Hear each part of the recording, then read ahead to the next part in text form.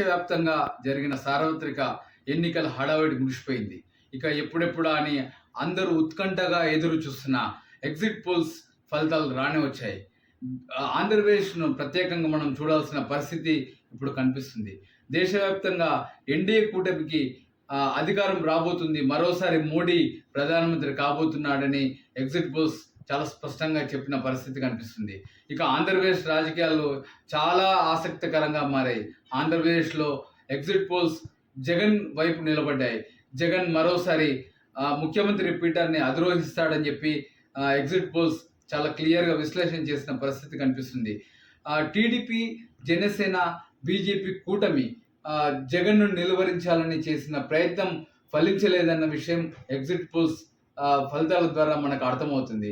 ఈ జగన్ నిలువరించే ప్రయత్నం వాళ్ళు చేసినప్పటికీ కూడా జగన్ ఎక్కువ సీట్లు సాధించకుండా నిలువరించినప్పటికీ అధికారం మాత్రం జగన్ దగ్గర నుంచి లాక్కలేకపోయిందనేది ఎగ్జిట్ పోల్స్ చాలా స్పష్టంగా తెలియజేస్తుంది. అయితే ఇక్కడ చాలా ఆసక్తికరమైన అంశాలు ఎగ్జిట్ పోల్స్లో మనకు కనిపిస్తాయి. ఆంధ్రప్రదేశ్ రాజకీయాలకు సంబంధించి, ఆంధ్రప్రదేశ్ ఎన్నికలకు సంబంధించి చాలా ఆసక్తికరమైన విషయాలు మనము ఈ ఎగ్జిట్ పోల్స్లో కనిపించాయి. కొన్ని జాతీయ సంస్థలు ఇచ్చిన ఎగ్జిట్ పోల్స్ చాలా ఆసక్తిని రేపాయి.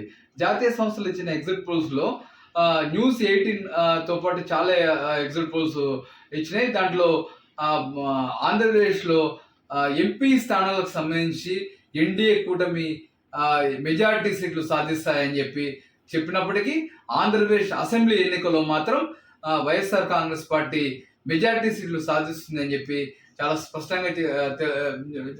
స్పష్టత చెప్పిన పరిస్థితి కనిపిస్తుంది. ఇది ఒకవేళ ఇదే జరిగితే ఆంధ్రప్రదేశ్ చరిత్రలో ఒక గొప్ప విషయంగా, ఒక సంచలనాత్మక విషయంగా మనం ట్రీట్ చేయాల్సిన పరిస్థితి ఉంటుంది. ఇక్కడ మనం ఒక చిన్న విషయాన్ని విశ్లేషించుకోక తప్పదు.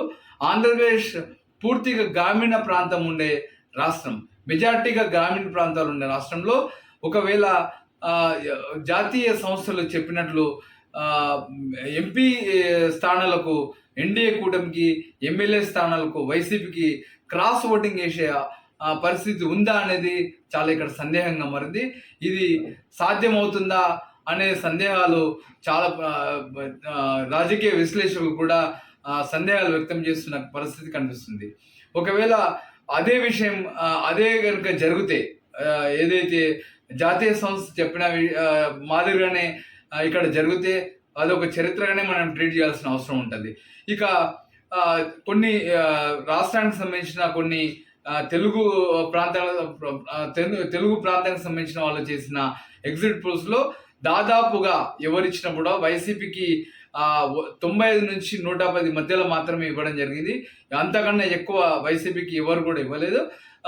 అదేవిధంగా కూటమికి కూడా 75 మధ్యలో 65 నుంచి 75 మధ్యలో స్థానాలు వస్తాయని చెప్పడం జరిగింది. ఇది ఎంత మేరకు పోలింగ్ పైన అంటే పబ్లిక్ ప్రజలు ఓట్లు వేసిన దానిపైన రిఫ్లెక్ట్ అవుతుంది అనేది మనం చూడాల్సిన అవసరం ఉంటుంది. ఇది ఒక సైంటిఫిక్గా చేసిన ఎగ్జిట్ పోల్గానే మనం ట్రీట్ చేయాలి. ఎలక్షన్స్ తర్వాత ఎగ్జిట్ పోల్ సర్వే చేశారు. అయితే ఇక్కడ ఒక చిన్న విషయాన్ని మనం చర్చించుకోవాల్సిన అవసరం ఉంది. తెలుగు రాష్ట్రాల్లో ఆంధ్రప్రదేశ్లో జరిగిన ఎన్నికల్లో తెలంగాణకు సంబంధించిన వాళ్ళు ఇక్కడ నుంచి ఆంధ్రప్రదేశ్కి సంబంధించిన స్థానికులు ఎవరైతే పోయినరో అది దాదాపుగా 10 లక్షలని 8 లక్షల మంది వెళ్ళి అక్కడ ఓట్లు వేశారని చెప్పి అంచనాలు కట్టారు.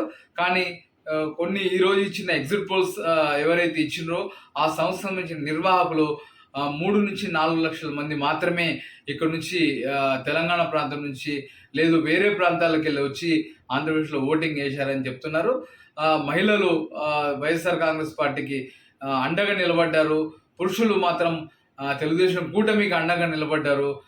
మహిళలు పోలవమని చెప్పి వైఎస్ఆర్ కాంగ్రెస్కి అండగా నిలబడ్డారని చెప్తున్నారు. ఇక్కడ విషయం కూడా మనం ప్రధానమైన విషయం ఇక్కడ చర్చించుకోవాల్సిన అవసరం ఉంది. ఒక ఇంట్లో భార్యాభర్త ఉంటే భార్య భర్తను కాదని ఓటేసే అవకాశం ఉందా? ఒకవేళ జగన్ ఇచ్చిన వైఎస్ఆర్ కాంగ్రెస్ పార్టీ ఇచ్చిన లబ్ధి తీసుకొని ఓన్లీ మహిళలు మాత్రమే పురుషులతో సంబంధం లేకుండా వైఎస్ఆర్ కాంగ్రెస్ పార్టీకి ఓట్లు వేసే అవకాశం ఉందా అన్న ఒక చర్చ కూడా జరుగుతుంది. సెఫాలజిస్టులు ఎవరైతే ఎగ్జిట్ పోల్స్ చేసిండ్రో వాళ్ళు మాత్రం క్లియర్గా మహిళలు వైఎస్ఆర్ కాంగ్రెస్ పార్టీకి ఓట్లు వేసని చెప్తున్నారు. ఇది ఎంత మేరకు నిజం అవుతుంది అనేది మనం చూడాల్సిన అవసరం ఉంది.